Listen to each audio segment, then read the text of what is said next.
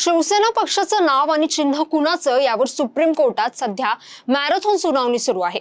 गेल्या 3 ते 4 सुनावणींमध्ये शिवसेना ठाकरे गटाची बाजू मांडताना ज्येष्ठ वकील कपिल सिब्बल यांनी जोरदार युक्तिवाद केला। अशातच शिवसेना कोणाची यावरून ठाकरे गट आणि शिंदे गटाकडून जोरदार आरोप प्रत्यारोप सुरू असल्याचं पाहायला मिळत आहे। दरम्यान या निकालापूर्वी शिंदेंना मोठा धक्का बसलाय। शिवसेना उद्धव बाळासाहेब ठाकरे पक्षाचे खासदार अरविंद सावंत यांनी दाखल केलेल्या याचिकेच्या मुद्द्यावर खासदार संजय देशमुख यांना नोटीस बजावली आहे। लोकसभा अध्यक्ष ओम बिर्ला यांनी ठाकरेंच्या पक्षातील 6 खासदारांना एकनाथ शिंदे यांच्या शिवसेनेत समाविष्ट करून घेण्याबाबत दिलेल्या निर्णयाला आव्हान देणाऱ्या याचिकेवरून ही नोटीस बजावण्यात आली आहे। आता पक्षाची बाजू सावरण्यासाठी ठाकरे गटाची हालचाल सुरू झाल्याचं दिसतंय। नेमकं प्रकरण काय आहे, ठाकरे गटाने कोणतं कायदेशीर आव्हान दिलंय आणि या नोटीसीमुळे शिंदे गटातील खासदारांच्या अडचणी खरंच वाढणार आहेत का, पाहूयात याबद्दलची सविस्तर माहिती। नमस्कार, मी जान्हवी आणि आपण पाहत आहात टाइम महाराष्ट्र। शिवसेना उद्धव बाळासाहेब ठाकरे पक्षातून बाहेर पडून एकनाथ शिंदे यांच्या शिवसेनेत सहभागी झालेल्या 6 खासदारांच्या बंडखोरी आणि पक्ष विलिनीकरणाच्या मुद्द्यावर सर्वोच्च न्यायालयात कायदेशीर संघर्ष सुरू आहे। या प्रकरणावरून न्यायालयीन लढाई तीव्र होत असतानाच शिवसेना ठाकरे पक्षाने आता आक्रमक भूमिका घेतली आहे। सर्वोच्च न्यायालयाची नोटीस थेट खासदार संजय देशमुख यांच्या निवासस्थानी जाऊन सुपूर्द करण्यात आल्याने महाराष्ट्राच्या राजकीय वर्तुळात चर्चांना उधाण आलंय। एकीकडे शिवसेना पक्षाचं नाव आणि धनुष्यबाण चिन्ह नेमकं कुणाचं यावर सर्वोच्च न्यायालयात सुनावणी सुरू असतानाच आता संजय देशमुख यांना मिळालेल्या नोटीस प्रकरणाने राज्याचं राजकारण पुन्हा एकदा तापलं आहे। यामुळे उद्धव ठाकरे यांच्या शिवसेनेतून एकनाथ शिंदे यांच्या गटात गेलेल्या खासदारांविरोधातील कायदेशीर लढाईला आता वेग आल्याचं दिसतंय। लोकसभा अध्यक्ष ओम बिर्ला यांनी ठाकरे गटातील 6 खासदारांना शिंदे यांच्या शिवसेनेत समाविष्ट करून घेण्याबाबत दिलेल्या निर्णयाला ठाकरे गटाकडून आव्हान देण्यात आलंय। याच प्रकरणी उद्धव बाळासाहेब ठाकरे पक्षाचे खासदार अरविंद सावंत यांनी याचिका दाखल केली आहे। त्यावरून खासदार संजय देशमुख यांना नोटीस बजावण्यात आली आहे। ही नोटीस थेट यवतमाळ जिल्ह्यातील चिंचोली येथील त्यांच्या निवासस्थानी पोहोचवण्यात आली। मुंबईहून ठाकरे गटाचे खासदार अरविंद सावंत यांचे स्वीय सहाय्यक दीपक घोगल, मुंबईतील वरिष्ठ पदाधिकारी तसेच यवतमाळचे जिल्हा प्रमुख आणि स्थानिक पदाधिकारी चिंचोली येथे दाखल झाले। त्यांच्या उपस्थितीत नोटीस बजावण्याची प्रक्रिया पार पडली।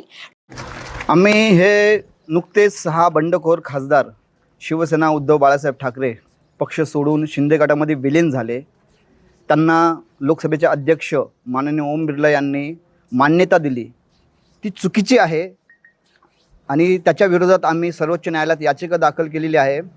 लोकसभा अध्यक्ष व हे 6 बंडखोर खासदार ह्या 7 लोकांनी येत्या 31 ऑगस्टला सर्वोच्च न्यायालयामध्ये आपलं म्हणणं मांडण्यासाठी ही नोटीस होती, ती आम्ही त्यांना सुपूर्द केलेली आहे त्यांच्या कार्यालयात। ठाकरे गटातून बंडखोरी करत खासदारांनी शिंदेच्या शिवसेनेत प्रवेश केला। शिवसेना ठाकरे पक्षातील ही सर्वात मोठी फूट मानली जात होती।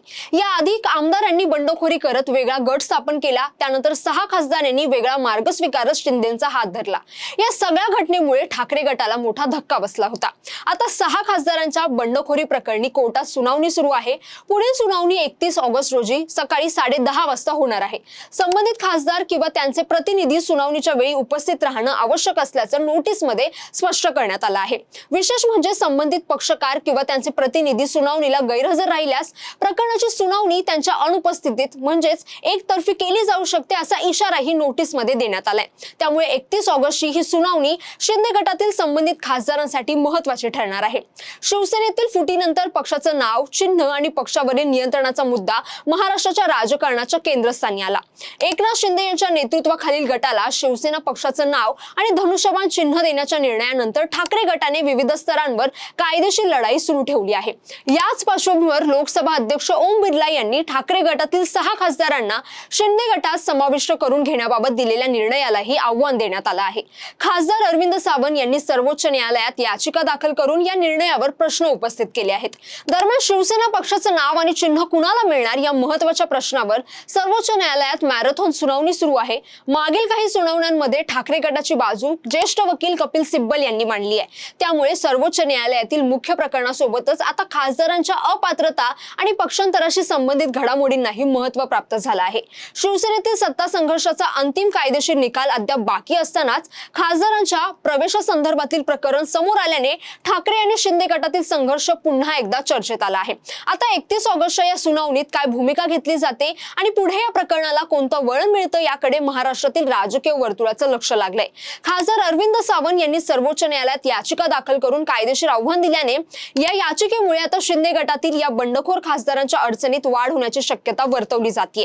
आता 31 ऑगस्टला सर्वोच्च न्यायालयात काय घडतं आणि या कायदेशीर लढाईला कोणतं नवं वळण मिळतं याकडे सर्वांचंच लक्ष लागलंय. तर तुम्हाला या घडामोडींबद्दल काय वाटतं? तुमचं मत आम्हाला नक्की कमेंट करून कळवा आणि हा व्हिडिओ आवडला असेल तर लाईक करा, शेअर करा आणि चॅनलला सबस्क्राईब करायला विसरू नका. धन्यवाद.